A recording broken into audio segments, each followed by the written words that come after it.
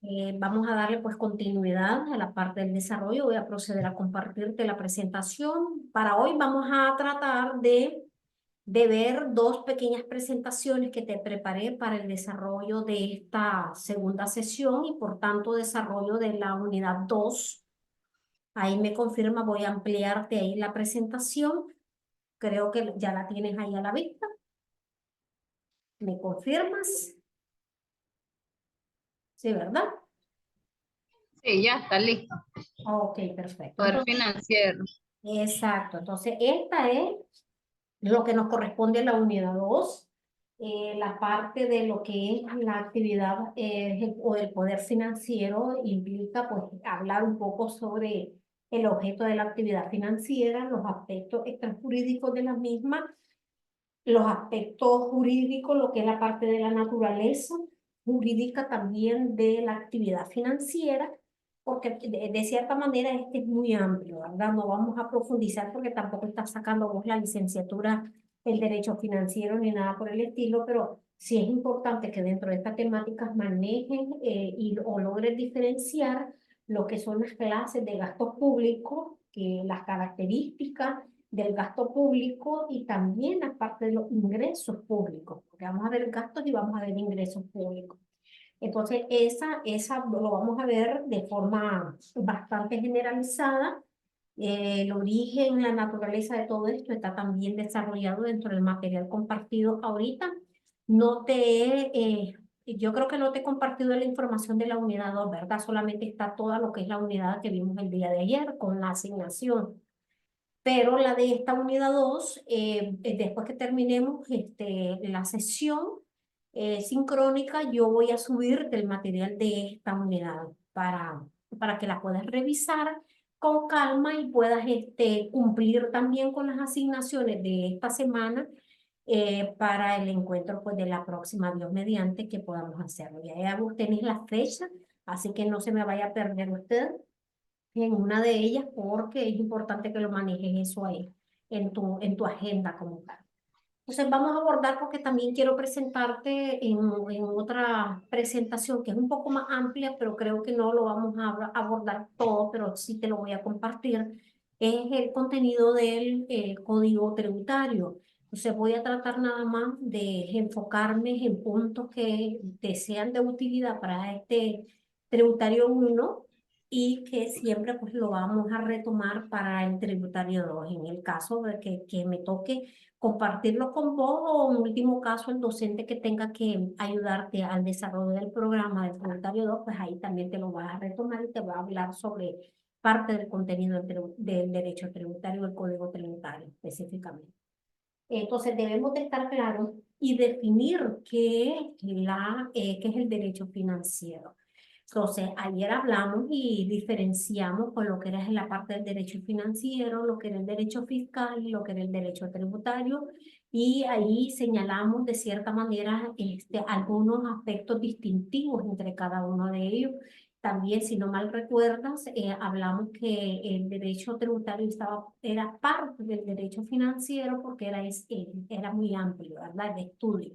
Entonces, aquí tienes un concepto más aterrizado, que el derecho financiero es una rama del derecho público, porque lo que se trata es de garantizar los recursos que constituyen o que forman parte de la hacienda pública y establece ciertos procedimientos, ciertas exigencias y ciertas sanciones también que forman parte de la percepción de los ingresos y la organización de los gastos y de los pagos de los sujetos que están destinados al cumplimiento de sus fines. ¿Qué quiere decir? Establece procedimiento para la distribución de estos ingresos para poder garantizar el gasto público y que los órganos destinados o competentes para el mismo lo hagan de forma acertada según la ley.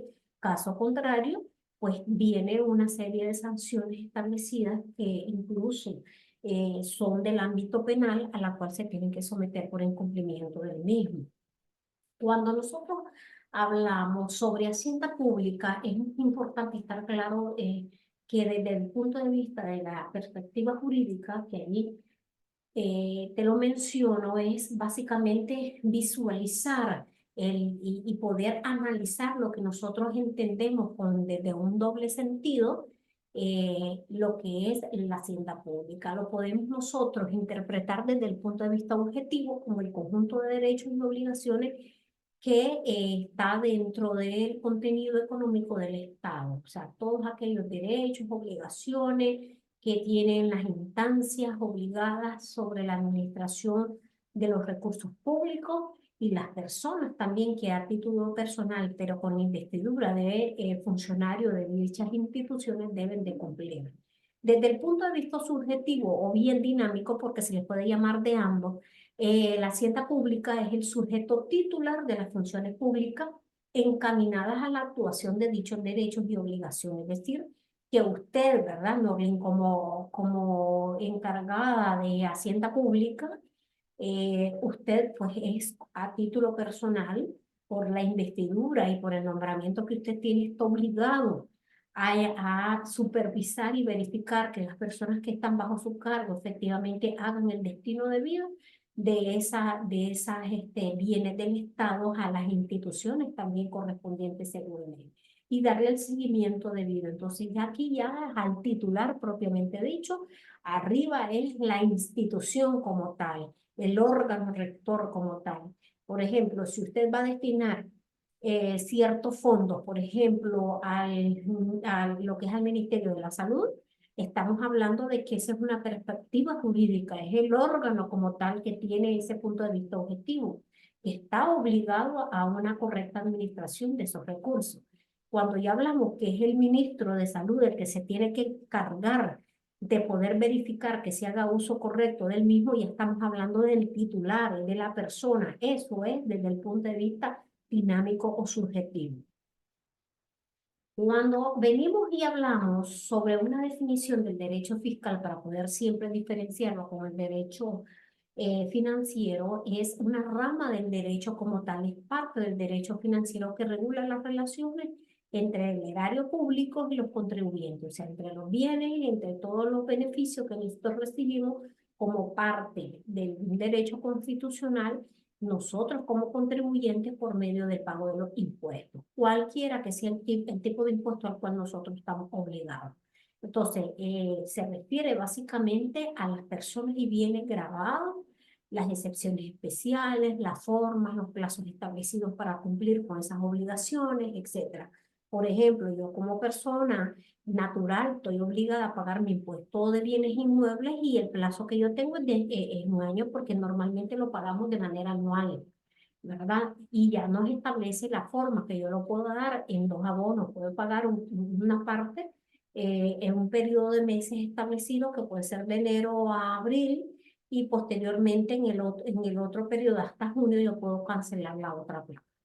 Si yo decido hacer un solo pago, gozo de ciertos beneficios porque para el pago ya me hacen una deducción para el 40% del monto que se debe cuando lo hacen en una zona pivotal.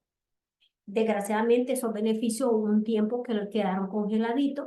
Después del 2018 no se le estaban haciendo exenciones a nadie, indistintamente que pagaras en un 100% libre, pero que en un momento pues, de nuestra historia sí se estaban dando los beneficios como tal.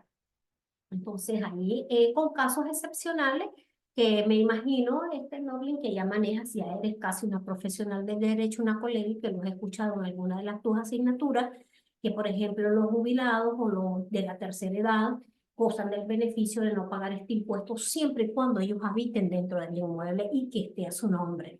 Ahí puede gozar del beneficio, porque también se han dado muchos cuestionamientos de que también con solo el hecho de que tengas una persona de la tercera edad bajo ese techo, pues voy a poder gozar de la exoneración del pago del impuesto de bienes inmuebles. Sí, pero con la salvedad de que sea esta persona de la tercera edad dueña de ese inmueble. Caso contrario, está la persona a quien aparezca en su registro, a nombre de ella, está obligado al pago normal, como cualquier otro ciudadano obligado en ese particular. Luego, ya sabes que me puedes parar en cualquier momento, ¿verdad? Sí, sí, está bien. Ok. Entonces, como parte del objeto de la actividad financiera, hay aspectos jurídicos de la actividad financiera que es importante hacer referencia. Hablemos de un primer punto o concepto, que el derecho financiero regula esa actividad pública, es decir, que constituye el ordenamiento jurídico de la hacienda pública. La actividad financiera tiene por finalidad, como ya hemos hablado, hace posible el cumplimiento de objetivos del Estado y se diferencia, por decirlo así, de una actividad privada para los fines y por medios ya particulares, que esto no aplica como parte de la actividad financiera. Entonces, para poder definir esta actividad financiera, es aquella que es desarrollada por el Estado y los demás entes públicos para la realización de los gastos inherentes a las funciones que le están encomendadas, así como para también la obtención de los ingresos necesarios para hacer frente a todos estos gastos públicos que tiene que asumir el Estado y que nosotros no podemos identificar como parte de la actividad, pero que es relativa a ingresos y a gastos propios. Entonces, hacemos esa doble actividad. Uno, que estamos obligados al pago de impuestos como ciudadanos, y dos, a buscar cómo obtener esos recursos, esos ingresos a través de los mismos gastos que nosotros asumimos a título personal o como una persona jurídica que estamos obligados según la ley. Entonces, de lo anterior, podemos decir de que la actividad financiera se caracteriza en primer lugar porque se trata de una actividad pública, lo es en tanto el sujeto, que es el Estado, y los entes públicos, como por el objeto, ¿verdad? Como tal, que está relacionada a la parte de la satisfacción de las necesidades colectivas.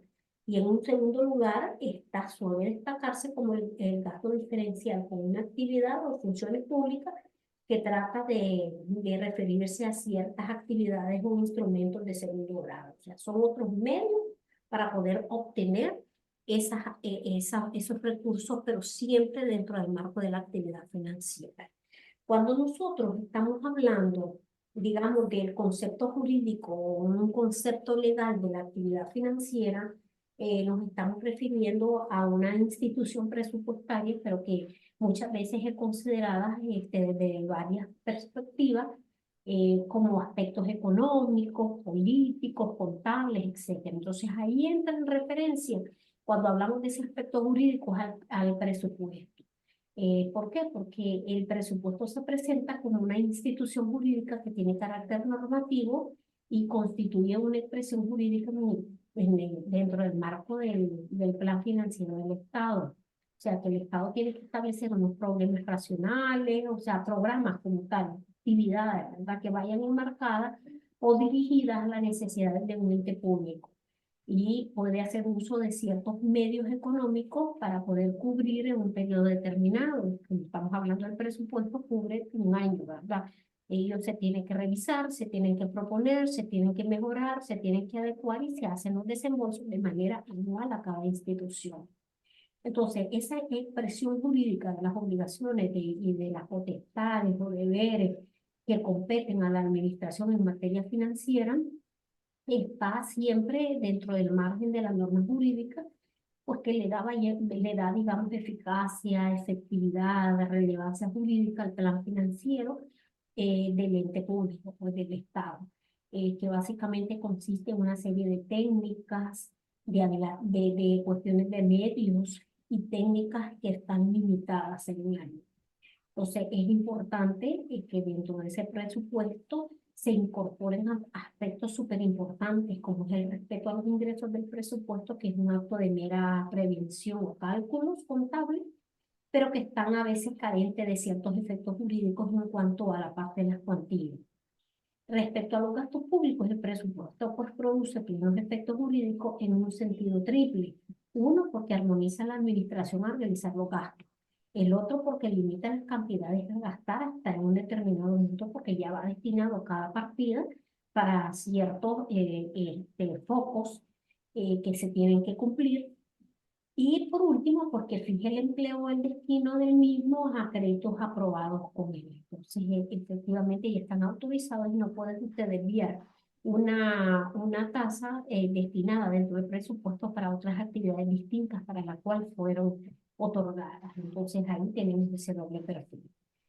cuando nosotros hablamos de la naturaleza jurídica de la actividad financiera, Norlen, básicamente es la influencia que nosotros podemos ejercer desde el punto de vista jurídico, especialmente a través de efectos que de forma general o a veces inclusive de forma errónea hablamos de los presupuestos. Entonces, cuando el gasto público es analizado como un conjunto de institutos jurídicos o de normas jurídicas, a través de producto de ciertas necesidades públicas.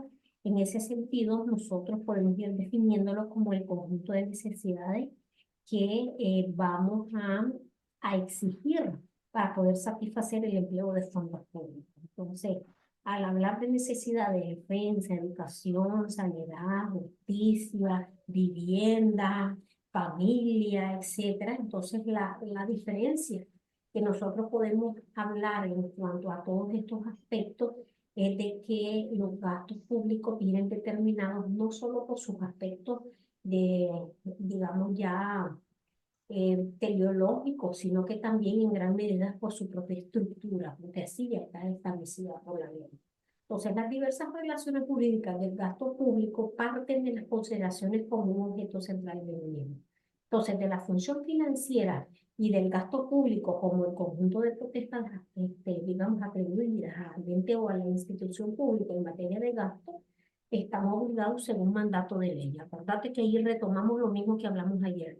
No pueden las instituciones encargadas de poder aplicar o hacer exigibles ciertas obligaciones a los ciudadanos, a los contribuyentes, perdón, exigirlos si de previo no están creados por una ley. Eso ante todo. Entonces, cuando ya nosotros venimos y nos ponemos a hablar ya sobre la parte del gasto público, podemos definirlo como aquella inversión de recursos financieros que realiza el Estado para cumplir con su función. Entonces ya ahí ya venimos que del ingreso ya nosotros podemos realizar ciertos actos de inversión para poder captar mayores recursos y poder solventar un poco más ese compromiso que tiene el Estado. Entonces, un gasto público, por ejemplo, puede consistir en ofrecer a los ciudadanos ciertos servicios, ¿verdad? Que son del interés público para todos. Entonces, cuando nosotros en definitiva hablamos del gasto público, comprende el gasto total que realiza el gobierno, tanto en la compra de bienes como de servicios, así como ciertos otorgamientos de subvenciones que están incluidos como parte de los mismos gastos. En Nicaragua, el gasto público desde el año 2018 ha disminuido y ha disminuido más de 270.3 millones porque a un punto 19% hasta un total, ya hablándonos en cifras pues, de euros, que es una forma de simbolizar un poco más la moneda, claro, que es una moneda internacional y nosotros tenemos que estimarlos en cuestión de Córdoba. Pero sí, según el PIB, ha subido en la parte del gasto público hasta un 27.3%, a partir del 2018 para esta parte. Entonces, y esto en comparación al 2017 para atrás. Entonces, hemos tenido pues hoy por hoy, quizás hoy por hoy vamos en este año con un 26.96% o 93% por allí del gasto público. Entonces sigue siendo pues considerable cuando lo hablamos en cuestión de porcentaje, que se mira muy bajo o vos lo puedes ver así a simple vista, pero que representa como parte de la economía del país miles, ¿verdad? Millones de córdobas. Entonces, la posición Sí. de Nicaragua frente, o sea, ahorita en la actualidad en relación al 2018, en cuanto a los gastos que se refiere, ha empeorado, por decírtelo así. Ha empeorado y su situación en cuanto a la tabla este, ha pasado del puesto 123, que era en su entonces, antes del 2018, a 128 hoy por hoy. Entonces, es importante que la posición del rating que tiene el gasto respecto al PIB, que es el que tiene todos los porcentajes de los países en cuanto a los gastos, pues no ha mejorado mucho en relación a Nicaragua, porque continúan entre otros países con un gasto público que ellos tienen un poco más bajo. En el puesto 112 a 189 de países de rating de gastos públicos respecto al PIB. Se ha ordenado de menos a más los gastos en cuestión de formas diferencialmente. Entonces, en el 2018 el gasto público per cápita en Nicaragua fue de 469 euros por habitante. O sea, en relación antes, en el 2017, fue de 516. Entonces, luego el gasto público por habitante que ha ascendido en un 47 euros, que estamos hablando en cuestiones de gastos ya particular o familiar. Entonces, si miramos 10 años atrás, vemos que entonces el gasto público por persona era de 223 euros. Entonces, en la actualidad, según el gasto público per cápita que se tiene en Nicaragua, se encuentran en un puesto de 140, 189, según lo que se ha publicado, las datas. Entonces, cada país distribuye sus principales partidas de gastos públicos en distintas proporciones. En Nicaragua, según los últimos datos publicados, se dedicó a educación un 17,92% de sus gastos públicos. En cuestiones de salud o de sanidad, un 18,62%, y en cuestión de defensa ha sido un 2,17%, y así han distribuido los gastos destinados para cada uno de estos sectores. Entonces, el gasto cuenta con ciertas características, se podemos hacer referencia a ello, que es muy importante tomar en cuenta. Por ejemplo, debe ser ejecutado por una entidad pública, que ya sabemos que en este caso tenemos Hacienda, Hacienda y Crédito Público. Su inclusión como crédito presupuestario necesita de una autorización por parte de los Cortes Generales, en este caso por parte de la Asamblea Nacional, que recibe la propuesta de presupuesto anual de parte de Hacienda y Crédito Público, y ellos son los que hacen la revisión del presupuesto y ellos ya autorizan o hacen modificaciones o ajustes al mismo. Esto pues con participación del Poder Ejecutivo, queramos o no, ellos revisan también, se les presentan al presidente de la República, y ellos pueden hacer modificaciones y demás y poderlos regresar a la Asamblea para su debida aprobación. Entonces, se debe de cumplir con ciertos objetivos expuestos en los programas presupuestarios. Es una de las características que podemos mencionar. También podemos decir que el gasto público es de carácter vinculante y limitativo. ¿Y por qué decimos esto? Pues no puede exceder del total de gastos que se ha autorizado por parte del Poder Legislativo. Otra característica es que su finalidad debe ser de utilidad pública. Específicamente, no se hace desembolso dentro de un presupuesto para satisfacer necesidades particulares o gremiales como tal, sino que ya va dirigido a cada institución, que son los que van a brindar el servicio público a los ciudadanos. Y por último, podemos mencionar que debe de solventar y satisfacer las necesidades de toda una comunidad. Ese es el eje principal. También podemos hablar, como parte de su clasificación, que los gastos pueden dividirse por ejemplo, en gastos públicos administrativos, en gastos públicos económicos y en gastos públicos funcionales. Cuando hablamos de un gasto público administrativo, son aquellos gastos que afectan dependencias e instituciones públicas o entidades públicas con el fin de ofrecer servicios públicos de seguridad, de servicios comunitarios, vivienda, salud, transporte y otros servicios económicos como tal. Ahí entran las partes de los gastos administrativos. Cuando hablamos de gastos públicos económicos, se identifican y se agrupan los egresos del sector público en categorías similares y determinadas de acuerdo a las características económicas de dicha operación o de dicha transacción. ¿Qué quiere decir? Que el gasto público económico permite destinar y clasificar los gastos según su finalidad económica. Es decir, en gastos corrientes, en gastos de capital, aplicaciones financieras y transferencias y otras. Entonces ya ahí son términos meramente económicos.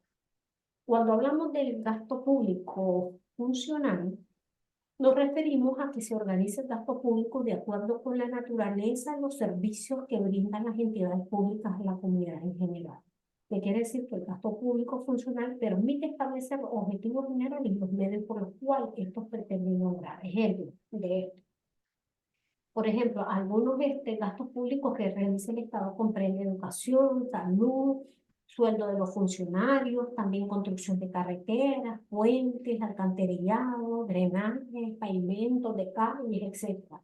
Entonces, ahí también incluidos los gastos de oficinas del gobierno, alumbrados públicos, la parte de los subsidios que te refería ayer, del subsidio de luz, los salarios de empleados estatales, etcétera. Ahí es parte, digamos, de esa clasificación. Específicamente lo que estábamos hablando sobre la parte del gasto público funcional. Entonces, ¿cuál es la importancia del gasto público? Usted me corta si tiene dudas o algo que me tengas que complementar. No, no te me duermo, ¿verdad? No estás dormido. No, no, no. Ah, bueno, es que yo sé que como es bastante teoría, a veces como que un Sí, es poco bastante. cansado. Sí, entonces la idea es que vos me sigas con el hilo conductor de todo lo que estamos hablando, porque no hemos entrado, Sí, estamos hablando de gastos públicos, pero no hemos hablado de ingresos, ya vamos a hablar un poquito de ello, ¿ves? Para que entremos a hablarte un poco del contenido del Código Tributario. Entonces, la importancia del gasto público es uno de los elementos, digamos, relevantes e importantes dentro de la parte de las políticas económicas de nuestro país y de todos los países, creo, ya que nos permite nosotros como Estado funcionar y solucionar necesidades de toda la población, esto como objetivo primordial. Gracias a él, por el gasto público, podemos nosotros sufragar ciertos gastos de servicio, de justicia, de educación, etcétera, que tenemos como parte de todo de toda la gama, ¿verdad? De necesidades que tenemos como población. Y una mala administración de estos gastos puede conducir a una desviación o un ajuste que perjudique la economía directa del país. Entonces, cuando se hace mal distribución, mala administración de los recursos o que se dirigen la parte del gasto público para otra dirección, esto también puede ocasionar ciertos desequilibrios en la economía del país.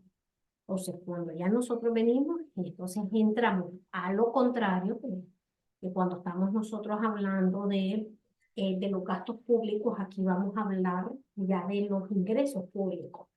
Entonces, cuando aquí vamos a hablar del ingreso público, es importante que hablemos de los siguientes. Bueno, aquí ya te le puse gasto público, pero aquí yo creo que te lo definí un poquito, digamos, te lo definí mal porque aquí ya estamos hablando ya de los ingresos públicos.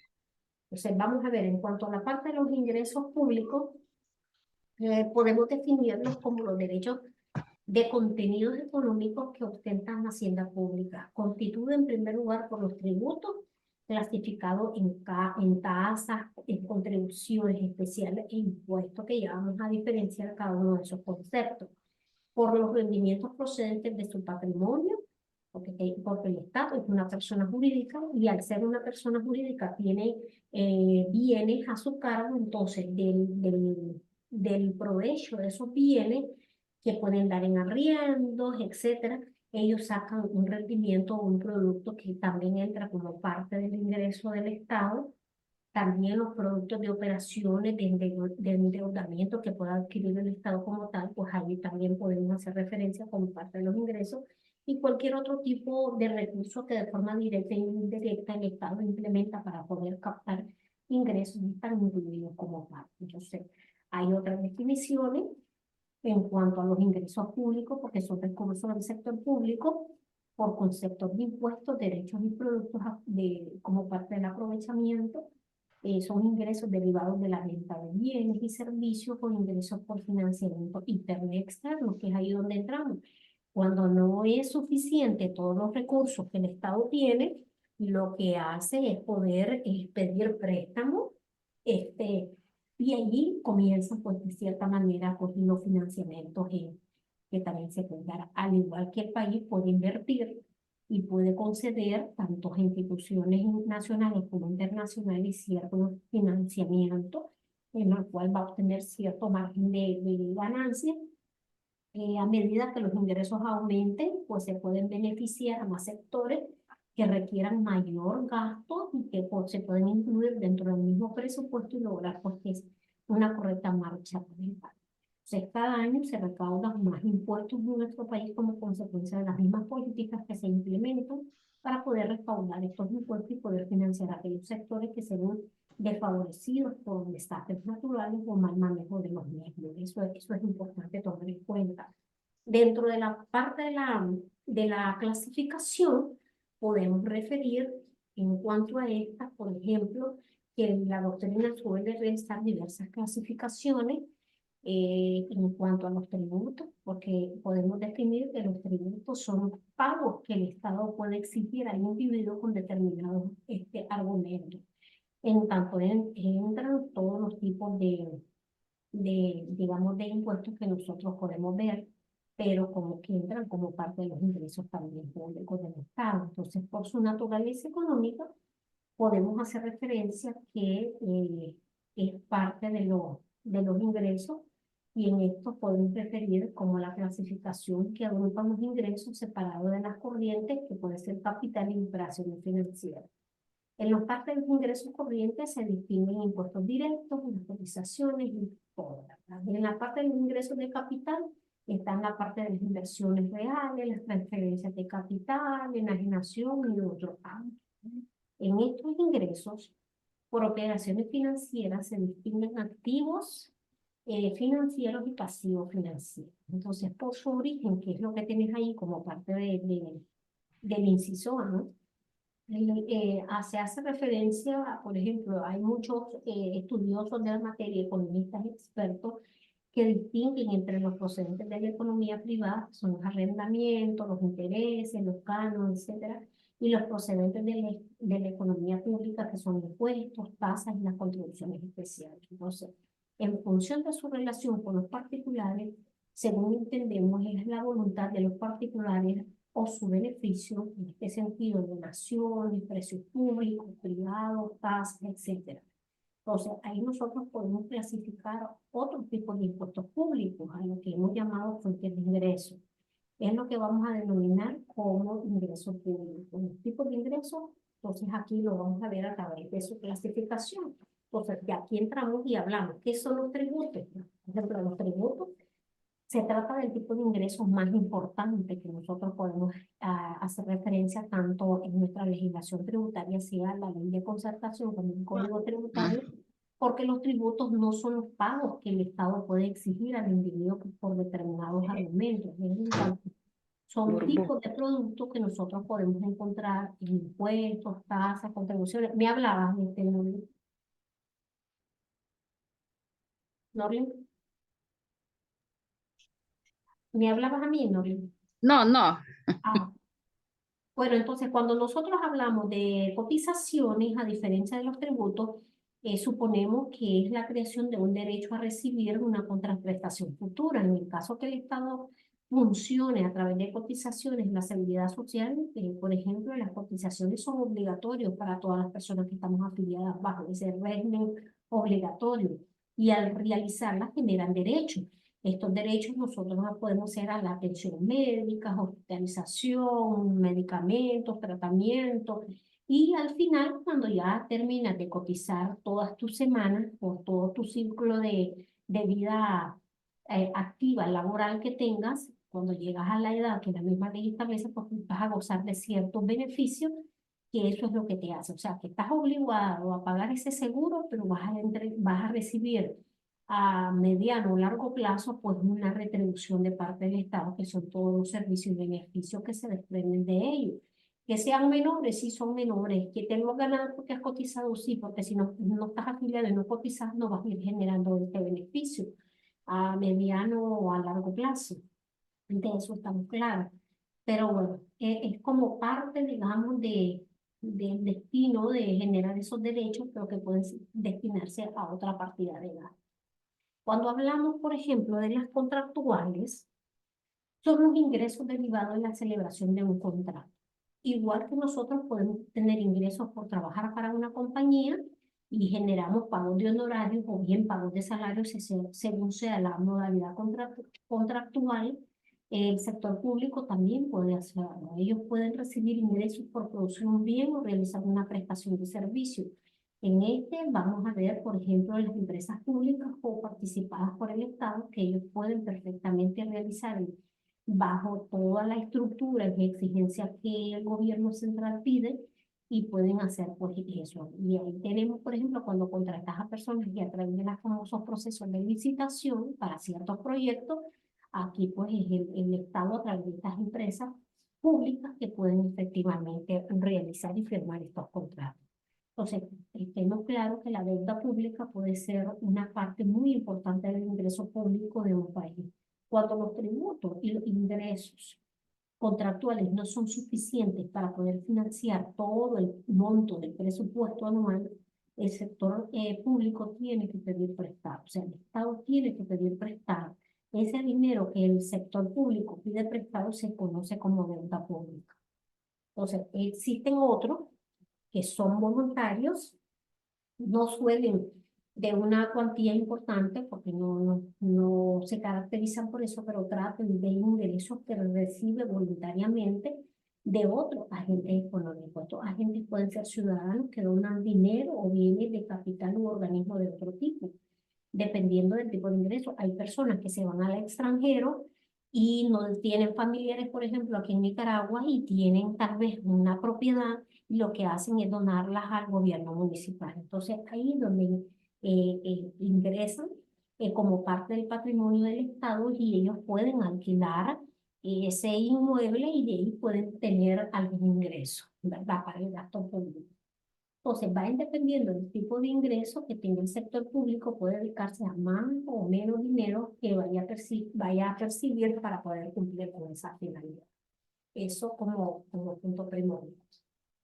Entonces, esto de la parte de la autonomía es un temita que nos había quedado pendiente del día de ayer, pero que en el material que te comprende, que te compartí, que no sé si ya lo descargaste, no sé si lo has logrado leer, Norlin, o todavía no, ahí pues te hice referencia a lo que como autonomía doctrinalmente nosotros conocemos como parte del derecho tributario, que si bien es cierto, pues es una rama que comienza a través de, como una rama del derecho, que es una rama particular, pues ella es independiente porque tiene sus propias normativas en la cual establecen obligaciones, tanto pecuniarias, de extinción, de obligaciones, beneficios, exenciones, exoneraciones, etcétera, pero que está dentro de su ley particular. ¿Y cuál es esa ley particular? Pues el Código Tributario y cualquier otra ley que está relacionada en materia